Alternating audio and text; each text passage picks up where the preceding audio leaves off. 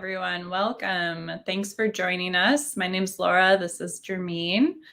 And today we're going to be talking about collaborative budgeting. So this topic is something that's been top of mind for us, and I'm sure is top of mind for a lot of other nonprofit professionals when it is time to start thinking about your budget for next year, which is often happening at this time.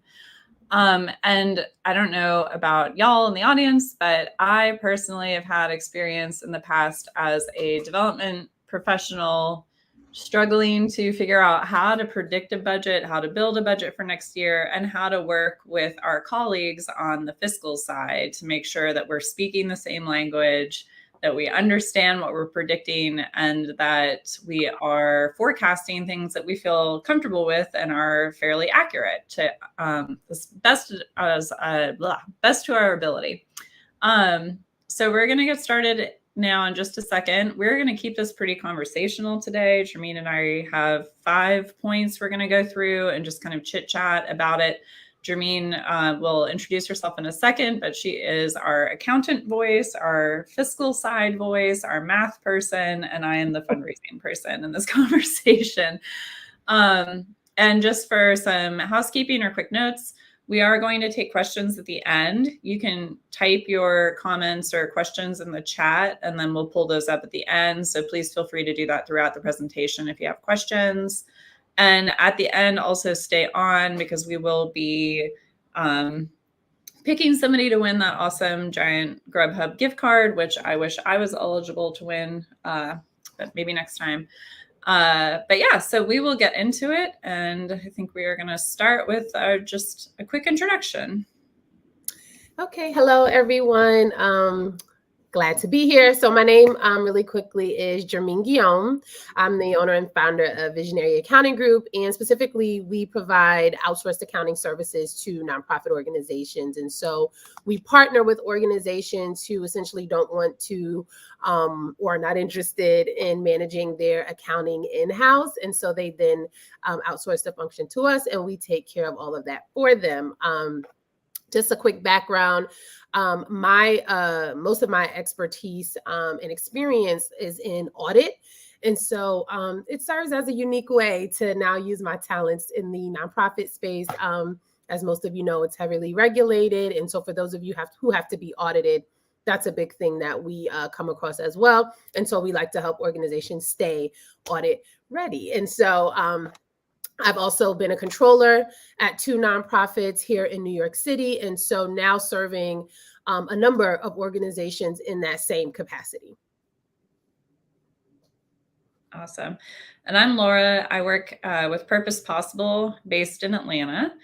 We have 2 offices, one here, one in the Mid-Atlantic region in Washington, D.C., and I serve as the Director of Strategic Philanthropy. So my role is really split between doing direct client work, where I am helping our clients fundraise, writing grants, doing individual fundraising, and then also doing more kind of relationship building with our foundation colleagues, having conversations about the future of philanthropy, what funding priorities there are, and how we can best move resources between different organizations to make things happen. So that is what I do. I work with a lot of nonprofits here, mainly in Atlanta, but I have some in other cities, including Cincinnati.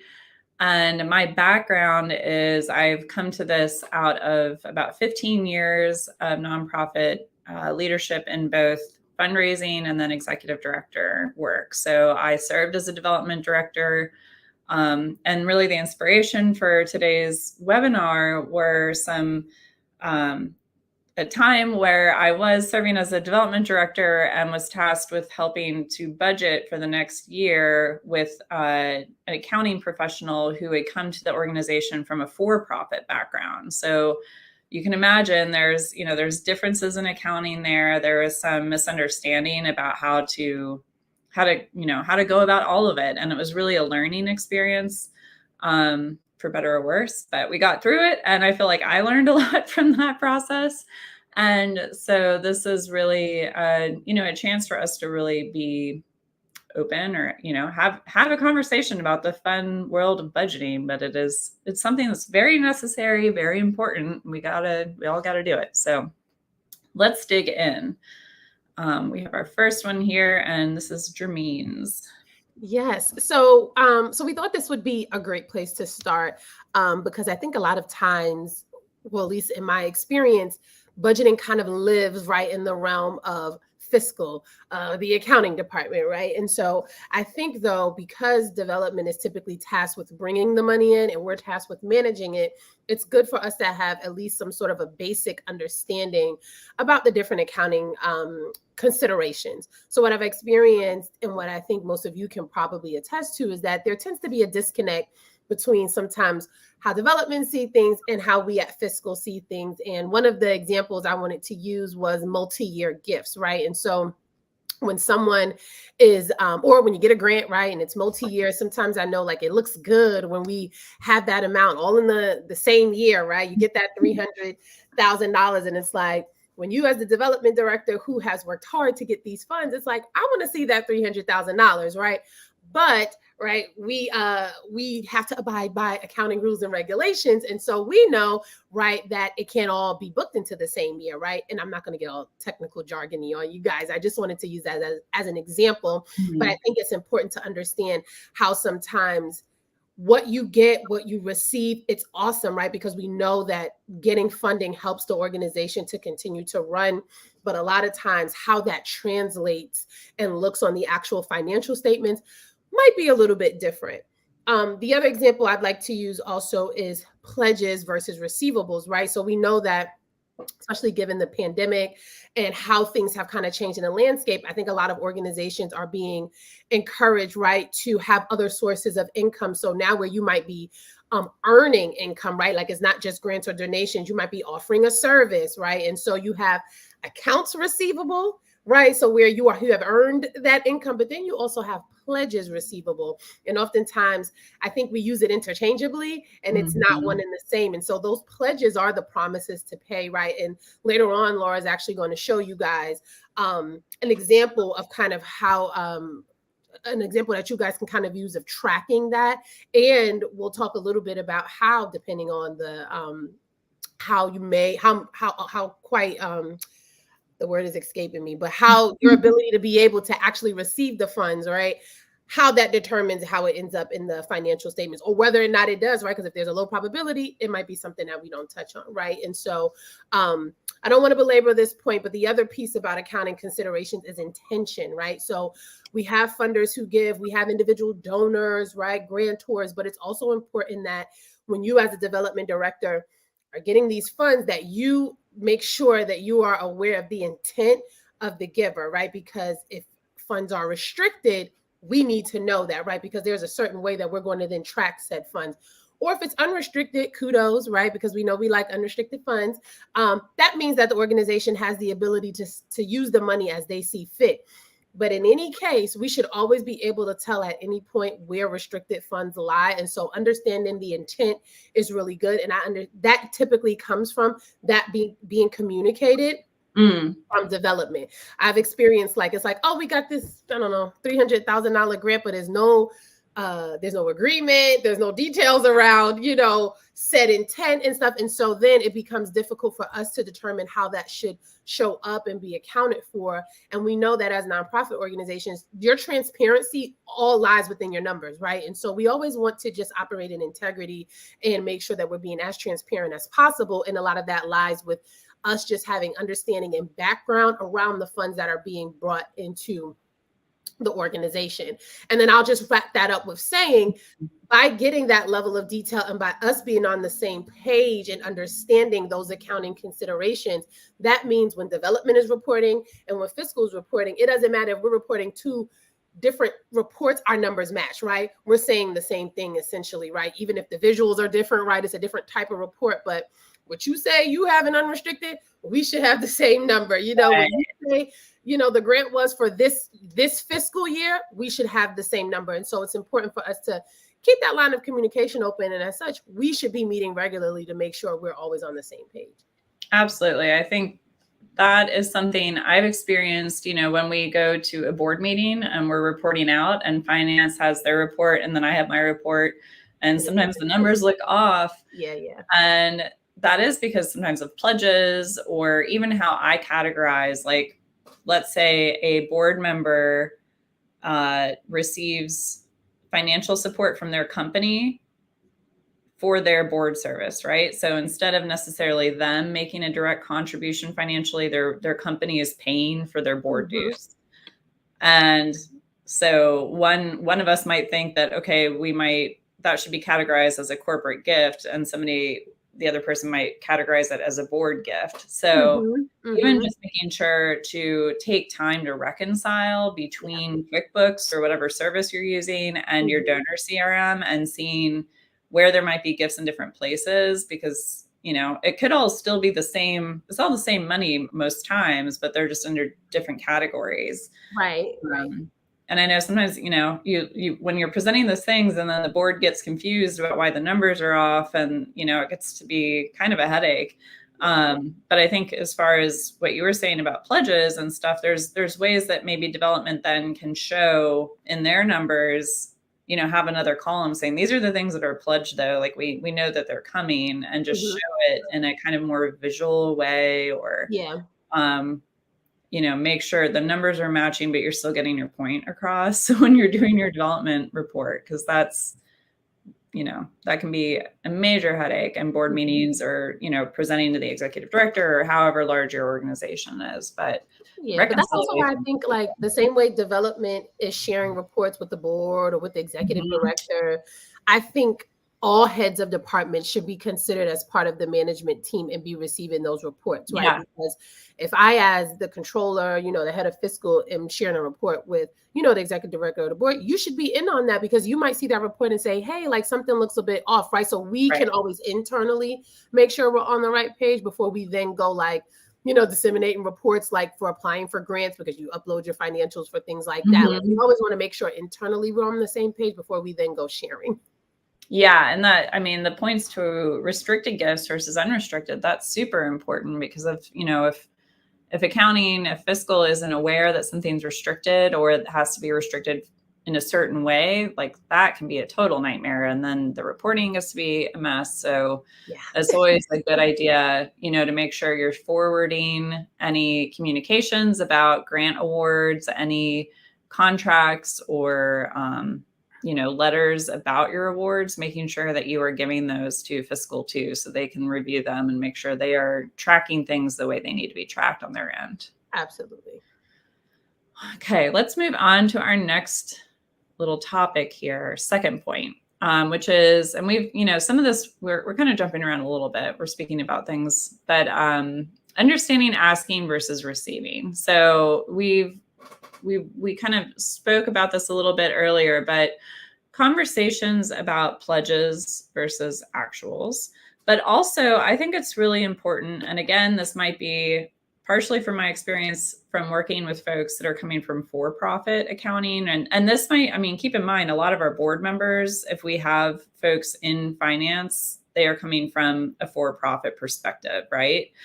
So I think it's always really helpful to review, or to have some conversations around kind of what the art versus the science of fundraising, right? Like, getting the money, doing the accounting, that's really the science part. Fundraising sometimes is more of an art, where we can't totally predict or know how much money we're going to raise, when we're going to raise it. And that can be really frustrating for our colleagues in fiscal, I'm sure. And for everyone.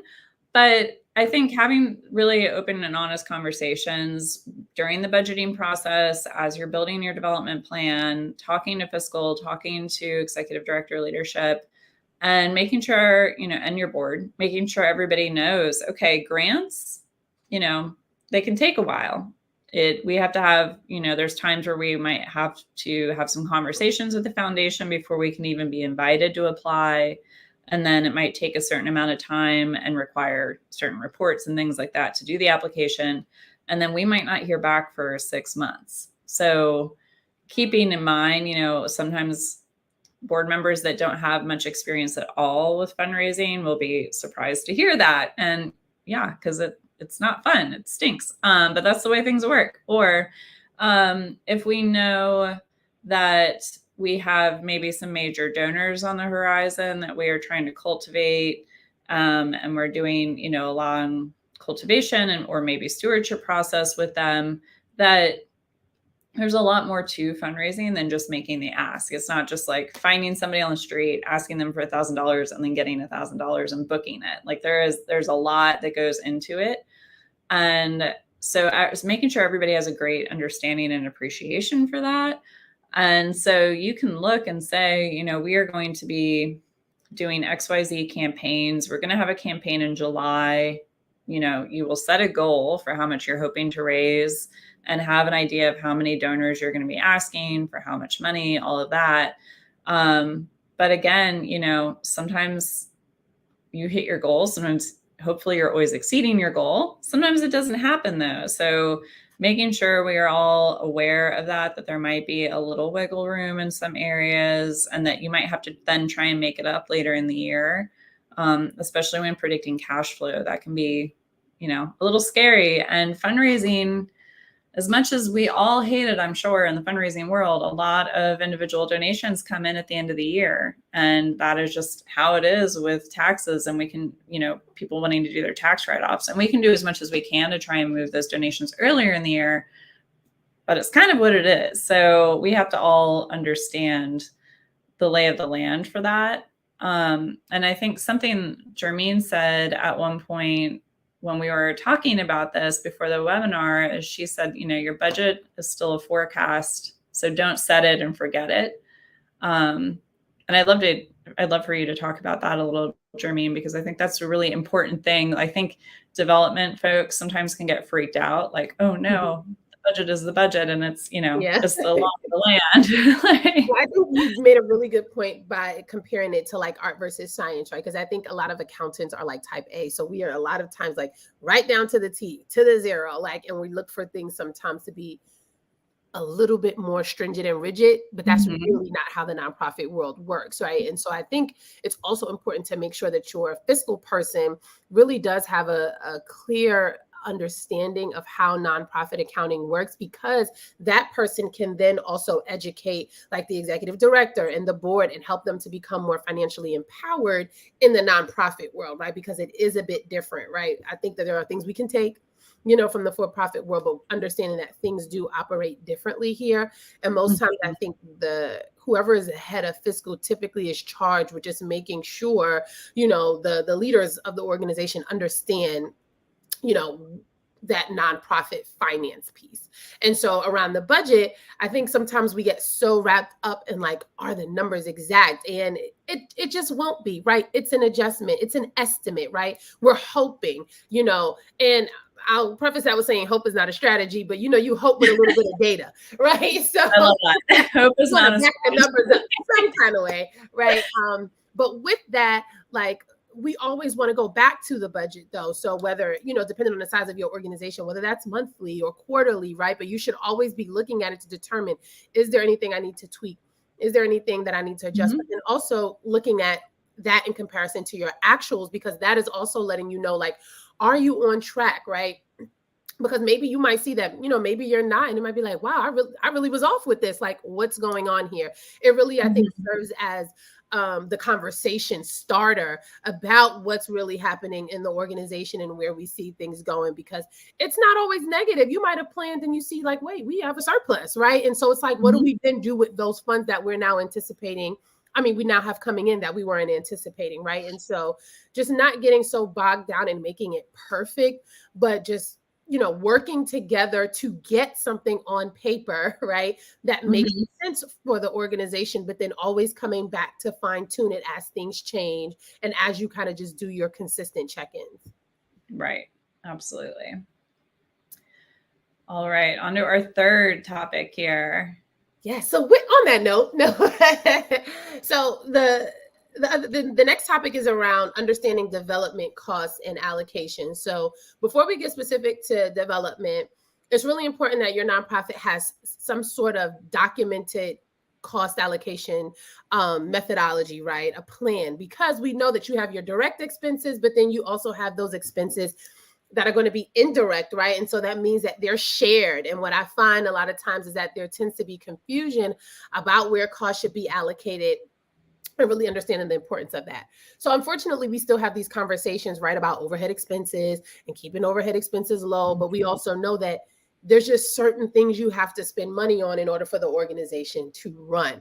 And so as such, you should always be keeping a pulse on where your functional expenses lie. And a huge part of that is understanding cost allocation and where things should be allocated. And so you want to know, right, when you're thinking of your development expenses, like what's really a fundraising expense versus what's just general operating, like this is just meant to help keep the organization going, right? Mm-hmm. And a good example is like time, right? We know that can get really intricate. But as development director, while the majority of your time may be spent in fundraising, you also are probably doing administrative tasks, things that have nothing to do with fundraising. And so there should be a plan as to how that time, right, gets spread across, because it's very easy to say, oh, we bought this specific thing for the fundraiser. Or for example, we rented this hall for the gala. It's very clear to tell that, okay, that's a fundraising expense. But when we start talking about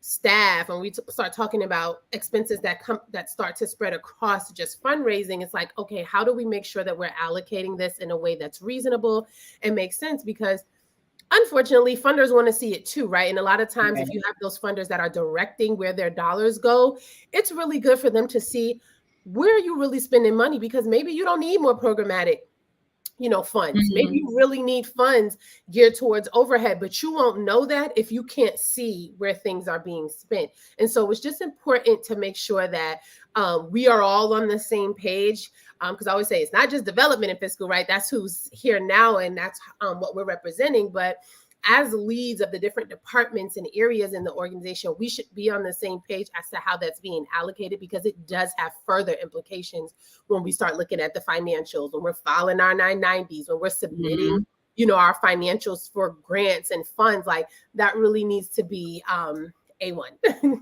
Right. So that is something that has to be reflected in your 990, right? Like the fundraising expense line versus other things. I think, that's difficult. I'm sure we're going to get some questions about that. But that's a good point. And you have to think about those things. And so you should be having those conversations when you're doing your budgeting process. So it's not, at the end of the year where you're oh no, how do we figure this out now?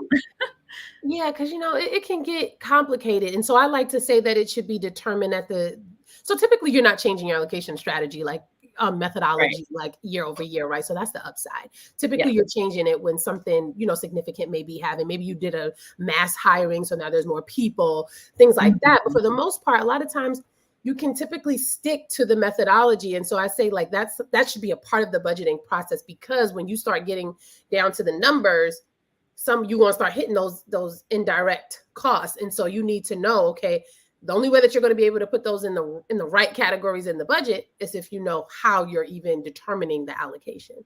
Right. All right. Our next one is about tracking gift dates to predict cash flow. So this is something so these last two that I'm going to talk about are a little bit more tactical on the development side. And it's very much things kind of good data hygiene, I guess, that you can track, making sure you're doing these things, whether you have a CRM or even if you just are working out of an Excel document, if you're new and getting started. But it's always really important to track your dates. So you want to track, obviously, the date you submit something, or maybe you're keeping track of the date you're making an ask to an individual, because, if you don't hear back, you want to know, like, when do I need to follow up with them and ask them again? But it's important to track the dates you're actually receiving the funds, either. And with a grant, that might also look like the date that you find out what your award is going to be. When they tell you, congratulations, you get $10 million, versus the day that you actually get the $10 million in the bank. Because that's going to be really helpful when you're budgeting to predict cash flow for this next year, right? So you might look at your grants, and we're going to look at a visual aid in a moment here, but in order to do that, so you can see, okay, Fulton County, for example, where we are, Fulton County Arts Council is a grant that a lot of arts organizations here get. And we can sometimes, although that's probably not a great example because they have moved their deadline a little bit, but you can generally say, okay, I think I'm going to receive funding from them in July, let's say. So then when you're building your cash flow out, you can look at all of the dates and say, okay, I think in quarter 2, quarter 3, we're going to receive grants from these folks. Typically, our board chair gives his donation in February. And typically other folks, we see a check from a major DAF supporter in May. And that can kind of help. It's not, again, it's never exactly right. Things change. Sometimes deadlines change. Sometimes somebody's budget changes. But you can at least get a better idea with some of your more major funding to know when you might see that happening in order to build out a budget. And part of this, actually, this isn't one of my main points here, but it's really important when you're building a budget that you are looking at it and you're breaking it down, not just your year goal, but you're breaking it down into quarterly and monthly installments or, estimations for development. Honestly, I sometimes have a hard time when it has to be monthly because that's asks, and when things are coming in, that's a little difficult, but quarterly is important because you can see, if we had a campaign that we were predicting that we wanted to have a goal to raise $20,000 in quarter 2. And at the end of quarter 2, we look at it and we realize, okay, we only really raised 10,000. So we have to find maybe another place to try and raise that extra 10 in the next, quarter 3, quarter 4. That way you don't get all the way to the end of the year. You never want to look at your books in December and realize, oh no, we are way, way short from what we need to be raising. You need to kind of keep track of that as you go, be meeting regularly with your finance folks, be reviewing the status of these things with your board. And, you can always look and say, okay, we've raised 30% of our annual goal, in July, but how much should you have raised by then? And it's not always just like split into,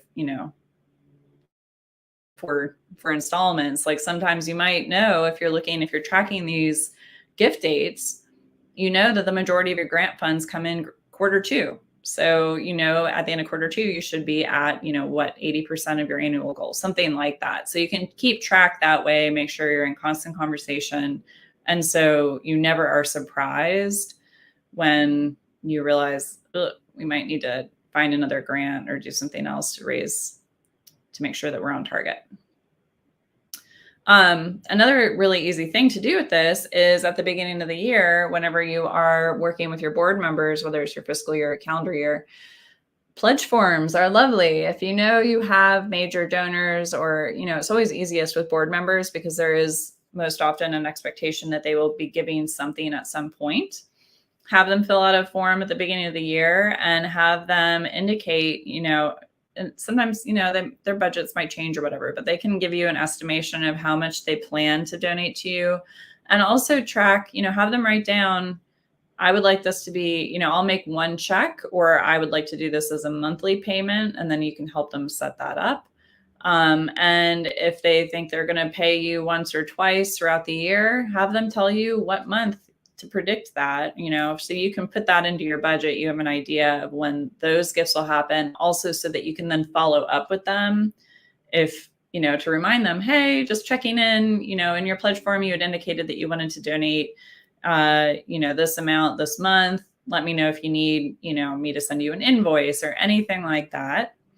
But that's really helpful. And that, pledge forms are also then an opportunity to ask them how they plan to do other things that they might be doing that year. Like have them sign up, do your little fundraising menu of opportunities. I want to host a fundraiser. I want to invite my friends to an opening. I want to do this and that. And you can kind of get them to list all those things to think about how they want to be involved at the beginning of the year.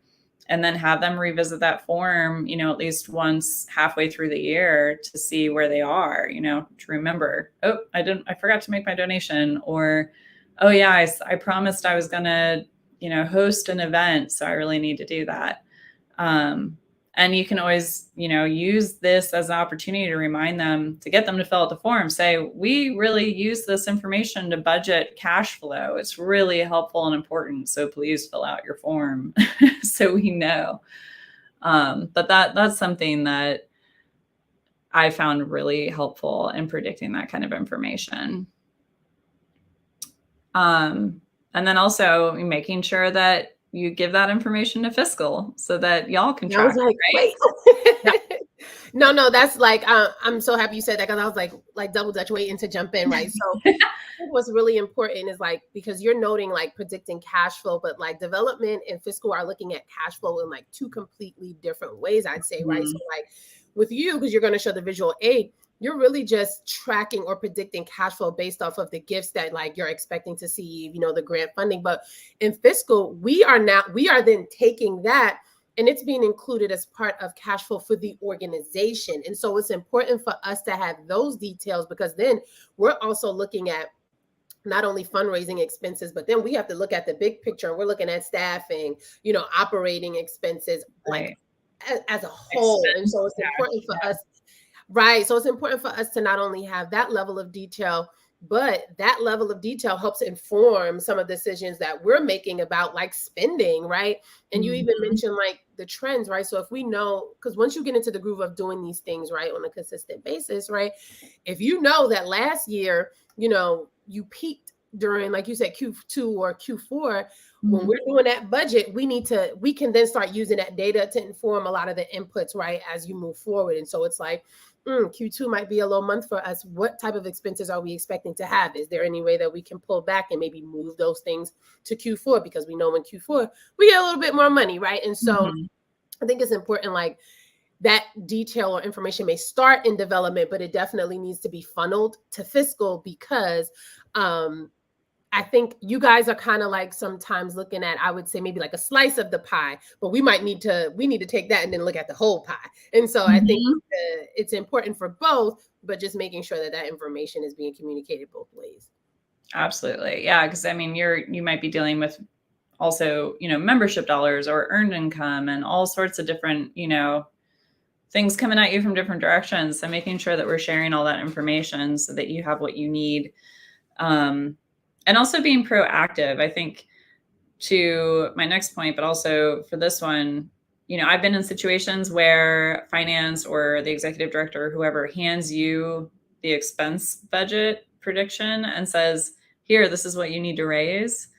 And that can also be a nightmare, because there's not always dollars available for all of those things. If they're like, okay, we want you to raise $50,000 for this really niche program that maybe is really not a good fit for anybody, it's really important then for development to be proactive and make sure they are having, they have a good spread, a good idea of what there are available dollars for, what they think they can fundraise, using data from their past years. Maybe, we were able to raise $60,000 from individuals that was general operating. So we can maybe hope to have a 10 to 20% increase on that.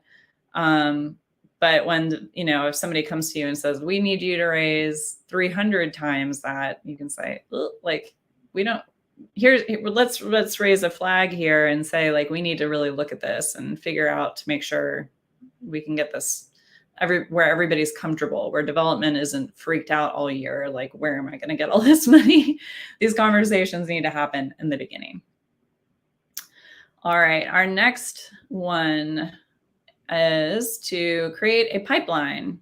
And we're going to specifically talk about foundations a little bit here, but creating a pipeline to estimate probability of receipt to create your income estimate. So we've kind of been talking about this already, but one thing that you can do is, and I'm going to caveat, this is very heavily on the art side and not the science side. So this is what I have used, and I showed it to Jermaine and was like, is this a nightmare? Does this actually work? Is this actually something good to do?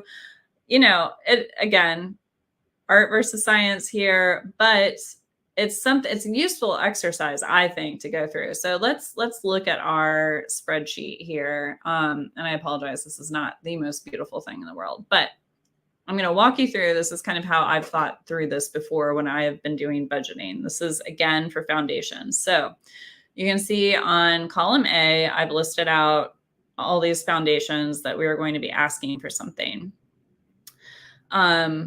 And I've listed column C. You can see we have our estimated ask. That's sometimes, I would look at what their average gift might be, or I would look at maybe some indication on what they have given us in the past, how much we will probably ask for.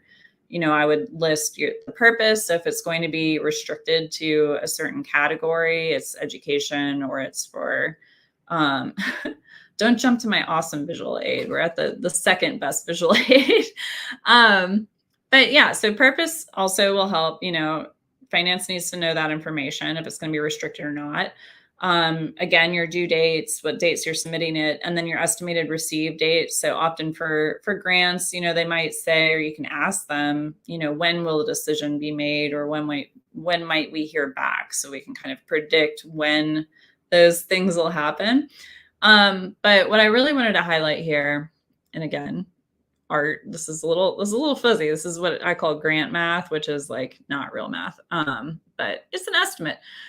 What I've done is then, so in my column B next to our foundations, I have very unscientifically assigned them different ratings. And this is the probability I think that we might actually receive this gift. So for this example, these are all real foundations. This is from a real pipeline. This is Atlanta stuff here. So for example, the Imlay Foundation on this line, I ranked them high because they have funded this organization in the past. We have already been talking to them. We have a good, we have a good idea of what we're going to be asking for and how much the amount is. So I ranked them high. And then that means so we've got column C with our estimated ask, and then column D, I have a formula. So if it's a high ranking, then the estimated receive, I'm putting at 100% chance, right? So we're going to ask for $50,000, and I think we're going to get $50,000 here. Harland Foundation at the top, that's a moderate chance. We've gotten funding from them in the past. We've had some conversations, but we're not totally sure whether it's going to be a great fit or what else they might have on the docket. So I'm going to say that's a 50-50. We don't know. And what I did in this case is then I said, okay, our estimated ask is $10,000, but I feel like it's about a 50-50 chance that we'll actually get the funding. So I'm estimating a $5,000 receipt. That doesn't mean that I think they're going to only give us $5,000. It's just helping build that final total down. So when we total the estimated receive column, we might see, you're not going to be estimating that you're going to receive all of this money, but somebody might surprise you. You might get some grants that you didn't predict. Some of these moderate ones might work out and some of them might not. So you can still you want to factor some of that money in, but not at 100%. So what I did in this case, again, this is what I've personally done, art versus science. But that I estimate somebody that's in a moderate chance, I give them about 50% in the estimated receive. And then at the low chance ones where I'm like, we don't have a history of giving, we don't really have a great relationship with them yet, or there's somebody brand new that we are just applying to for the first time, just shot in the dark, I just gave them an estimated receive of 0%. So we are not counting on that money when we're budgeting. And I think, accounting might look at this and go, cool, that's nice. We are only going to budget then the ones that are high probability because we want to be, more conservative. I think this is also where you have a conversation about how conservative you want to be with your budgeting. But this is just an example of some kind of, like actual application I've done this in. And this is exactly what I did with the finance professional I was working with. It was coming from a for-profit side, and he was really trying to understand, and he was getting frustrated with me because he kept saying, well, how much are you going to raise? What are we going to have next year? And I kept saying, I can't tell you that. Yeah, it's But not exact. this is what I can show you. And maybe it's Mhm. not perfect, but at least it'll give you more of an idea of what we're working with. Yeah, I think the biggest thing I see here now being on the fiscal side is managing expectations. And I know we said we answered Mhm. questions at the ends, but this literally goes in line with what Ryan's question is. And so a lot of times I'll find like development might bring me this spreadsheet and they want to take everything and establish and they want to see it in the financials, right? And so it's like, well, what's the probability, right? And so that probability word, that was the word I was trying to remember earlier. Yeah, there you go. Yeah, that's a good Like, one. it's like that the level of probability lets me know, okay, about how much can we expect to really receive from these different, right, like foundations. And so for us, you're right, Laura, green would be the only thing that I'd really be including, Mhm. not only in the budget but also in the financials, right? Because typically we would consider those greens like pledges, right? So these are Mhm. promises to pay, and because they're green, we've rated them high. We believe there's a larger probability that we're going to receive them, and as such we want, whoever is looking at our financials to see we are expecting to receive, $50,000 or Mhm. however much it is. And Ryan asked like about like how do we deter like what guides, us in making that decision. So Laura, you mentioned one of the things, but I think about like what is the relationship? Have they given to us before? Are they known to give to nonprofits like us? You Mhm. know, things like that. So it's like sometimes it's not always kind of like you said, like art versus science, right? So sometimes there isn't an exact science to how we're doing this, but we are looking at like a big part of it is relationship, right? A big part of it is the conversation that, development might have had with, whoever it is about how sure, it seems that that money is going to come through. And those are the kind of things that guide us. And remember, again, it does not have to be exact. So unfortunately, yes, sometimes you might put something in a budget and it's like, man, like, that didn't come through. But that's the whole gift of it being an estimate, because if it was supposed to come through in Q1 and we realize, wait, it's not going to come in, then we know we need to immediately revisit our budget, because that's going to affect what we're trying to do later in the year, right? And that's why I said it's a working budget, not set it and Mhm. forget it. So if you kind of think about it like that, I think it kind of takes the pressure off a little, right? But I do think that there has to be an agreement between, like leadership, development, fiscal, on how you are determining what the probability is, that whole moderate, high, low piece, because, Right. I think a lot of this is managing expectations. So Mhm. we do want to be on the same page with how you've gotten there. Yeah, I agree. I think this is just, and again, like I literally just came up with this one day when I was working with my finance person and said, this is how I can kind of walk you through. Because I'm always, I never want to say, unless I actually have an award letter in hand, I never want to say, yeah, we are definitely going to get this grant, because we don't know. Like, Yeah, we're going no, to do what we that's can. honest. That's Yeah. honest. And I think a lot of times development sometimes can get frustrated with fiscal, because typically when I get that notice, like, oh yeah, we're expecting to get XYZ. Or yeah, even when they say we've won the award, the next question we typically have is like, okay, where's the award letter? Where's the agreement, the contract? And sometimes that doesn't come as quickly as the yes came, right? And so a lot of times I think we also have to be patient and have to understand just how this world works. Sometimes it just is slow. There are times where, you received the money and still didn't receive the agreement or the contract, right? So that's why I said too, Right. like being in constant contact with development so we can understand intent, conversations that have been had, like what was the, premise around this giving, so that as best we can, we then in fiscal are making sure this is being tracked, managed, spent, appropriately. Absolutely. So we have one bonus slide idea here, which is something that we've talked to already. This is my, again, art. I'm so about art. I've made this visual for you. And this is to say, don't keep things in silos. Don't keep things separated from each other. You guys should be meeting, the whole team, leadership, or, for small shops, whoever you've got, everybody should be meeting, talking about what's going on, talking about what they're struggling with, talking about how Mhm. they are trying to predict what's going to happen. and making sure that this is a constant conversation. I saw, I think Betsy, sorry, we were jumping into questions already, but again, if you have questions, you have comments, thoughts, whatever, please put them in the chat and then we'll pull them up. But we did have a question from Betsy about how often fiscal and development should sit down and review a P&L monthly.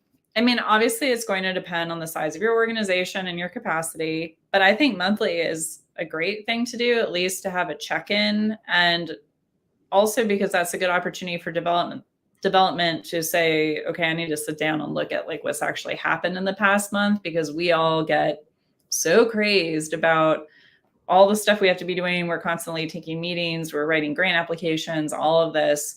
But if it's something that you're doing monthly, you're sitting down and even maybe in an ideal world, you are reconciling between QuickBooks and your development software to see where that's living, so that it's easier. You don't have to recreate the wheel every time you're doing it. It's something that you're in the habit of. And if you only have to reconcile a month, then that's a lot easier than having to go back and reconciling the full year. I think I would agree. So I've seen it done two ways, and I think this just depends on size. So typically for organizations that I think are in that, like, once you start hitting that like 5 million and up, I think weekly meetings with all of the department heads was something we did. Like everyone sat at the table then.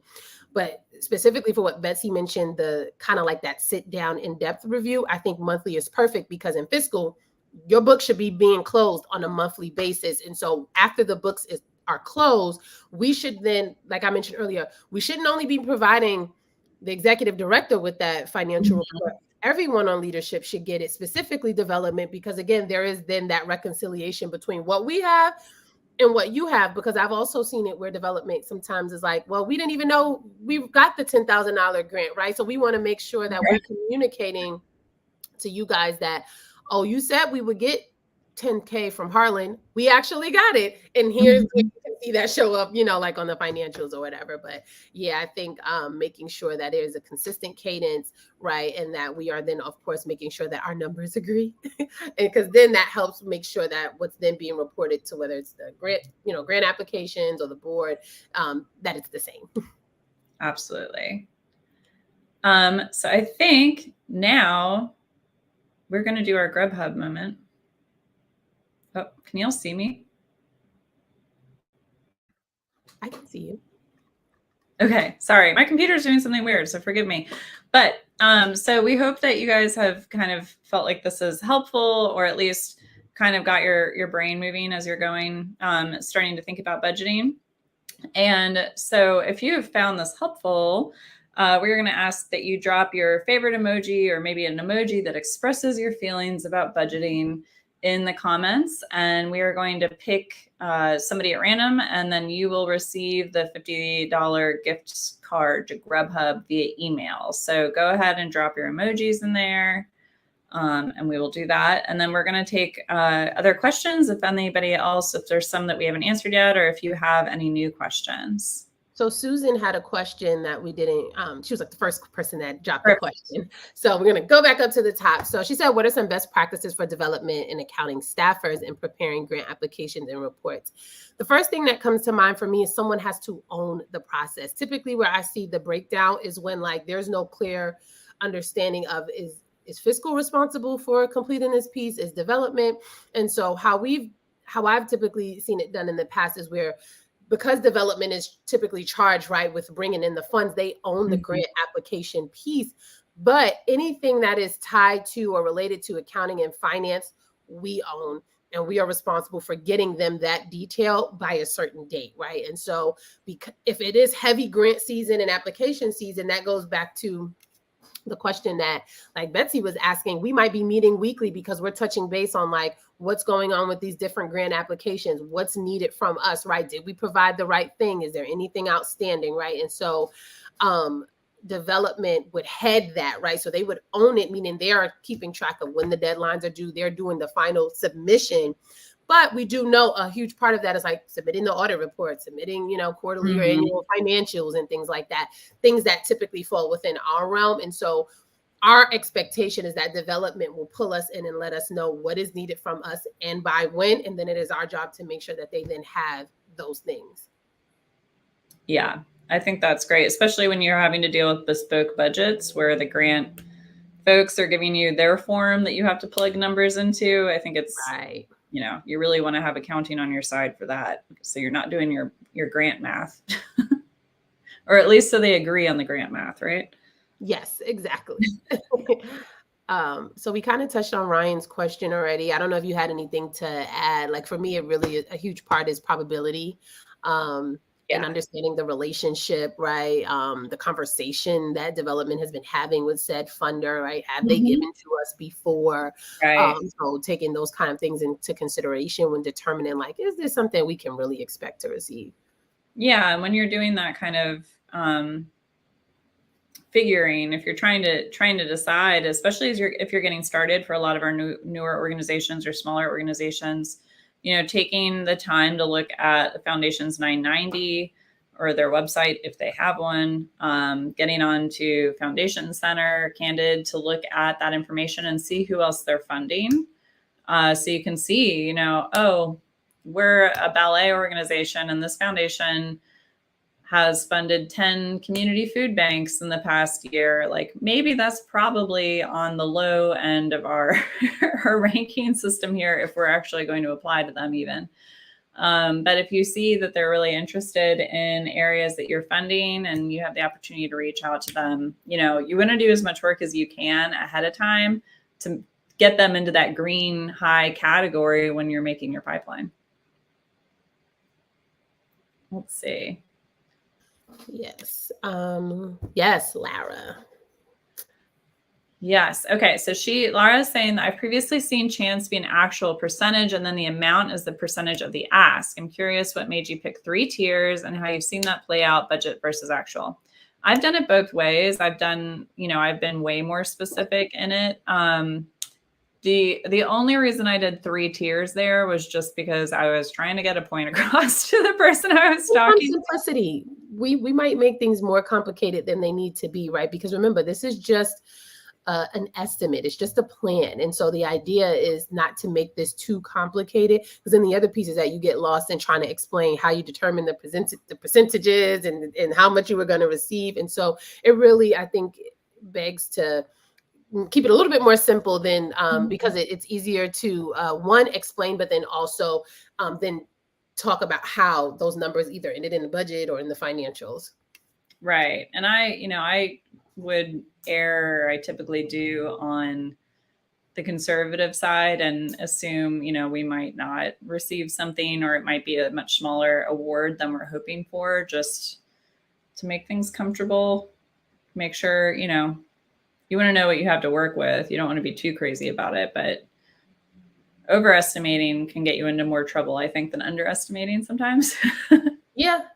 And that's why you go back, right? Because it might be like, so typically we provide, in addition to like regular financial reports, we provide budget to actuals monthly as well. So at that level, you can determine, like, we thought this was going to happen, but it's looking like it might not, or it's looking like it might happen later on in the year. And so keeping that conversation going, right? So that we know that if maybe something needs to change, we can make it sooner than later. Like, Then it looks like, this great comment from Brittany. In my experience, development has always recognized the full pledge amount in the year pledged. You made a comment earlier about that, made me think that is not typical. Can you talk more about that? So I think this is kind of a cash versus accrual. Cash versus accrual, but also in intent, right? So I looked at this in a few ways. Normally, right, especially if you're on a cash basis, it's like you get the money, the pledge within that year. Well, one, I think we have to be clear that pledge means promise. It doesn't mean that you've received it yet, right? We're hoping to receive that. The second part of that is sometimes a nonprofit organization is required to do certain things prior to receiving. And so in that case, we need to know, is that true? Because they may say, we're going to give you let's say the full amount is $100,000, but you get 50 up front and you don't get the other 50 until you earn it, right? And so then in that case, right, I would expect to see the $50,000, recognized, but then that other 50 may be holding, right? And so it's important to understand the intent. The other part is like if it was multi-year, right? Because a lot of times if it's multi-year, that means it's not meant for you to spend all in not meant for you to spend or earned in that year that it was received. And so it's important for us to, again, understand the intent so that because it may be that we recognize you may be supposed to get, let's say $300,000 across the life of the grant, but that may be 3 years. And so we may need to recognize the $100,000 in this year, but then that $200,000 is supposed to still sit on the balance sheet because technically we haven't earned it yet, right? And so it's getting jargony, but what to make this simple is like, it's really important to understand is the organization on cash or accrual basis. But the second part of that is really understanding the premise at which the money is being given and the intent behind those funds, because that also plays a huge part as to how that gets recognized on the financials. Yeah, I think consistency is key too, right? Just making sure too, whatever you guys decide, you stick to that. That is, and in your development report, if you want to show that, you can always have a column that shows just pledges so you can understand kind of what's actual versus what's expected or pledged coming into. So you can look at it. Everybody can be comfortable and have a good understanding of like what's probably actually in the bank versus because that can get confusing. And I think too, remember there's notes, right? Like I think sometimes we get caught up in like what is actually in the financials. And so a lot of times when we have board meetings and stuff, we make sure that because at that point, right, we can kind of anticipate the type of questions and things that we're going to get. And we know that if there is a worry about, let's just say cash or funds, and it's like, wait, you guys got $100,000, but we thought it was 3. Like being able to, before the question is even asked, it's like, yeah, I know you see that $100,000. Just know that the remaining of that, they are requiring us to do X, Y, Z, and so as such, we can't recognize it just yet. Or that $200,000 is meant for the next 2 years, so we have to sparse it out, right? Because also as fiscal, we got to make sure we ain't spending down on these funds that technically are not yet ours, right? And so it's important for us to know that too, because if there is intent behind it or if there's restriction, that's the real thing. If there's a restriction behind it, we always want to make sure that we are able to at any point show the funder where those restricted funds go. I think sometimes we get caught up in an independent audit, not realizing that the bank, the funder, the grantor, they too can ask, right, for certain reports. They too sometimes require certain reports. And so that's also why I say development has to make sure that they communicate with fiscal, because you might get those $300,000 and it's like, for you, it's like, whoop, got the money, that's good. But now fiscal is tasked with periodic reporting and things like that. And so it's like, we need to know those things, right? Because in that case, we own that now, right? And so that means that has to be a process for how the baton gets passed. So absolutely. Well, great. I think that we have hit all of our questions. So thank you guys so much for joining us. We hope this was helpful, made you start kind of thinking about different ways you might approach budgeting. And I think our main message really is just to be in conversation, be in constant open conversation between leadership groups, so you can understand how and why things are happening on the other side, how they are coming up with these ideas. Because I think that's the hardest point, when you just really don't even get it. You're speaking a totally different language. So just spend some time together, get some pizza and work on your budget together. And it doesn't have to be horrible. But now we are going to announce the winner of our Grubhub gift card here. And so congratulations to Lori Hill, who has won the gift card. And you'll be getting that via email. But thank you. Thank you to everybody who showed up, who entered, who registered for this. And we will have this is recorded, so you can watch it again and again whenever you like. But yeah, thank you so much. Make sure you are connecting with us. So here's, our websites, obviously follow us on social, that kind of stuff. And if you have any other questions, feel free to email us. And we will get back to you with whatever you need to know. But thank you so Thank much. you guys for engaging and asking questions. Good stuff. Really appreciate it. And thank you so much, Jermaine, for joining me today. So yeah, you're so welcome. Awesome. And congrats again to Lori. I'm jealous. All right. All right. With that, we will say goodbye. So thanks, everybody.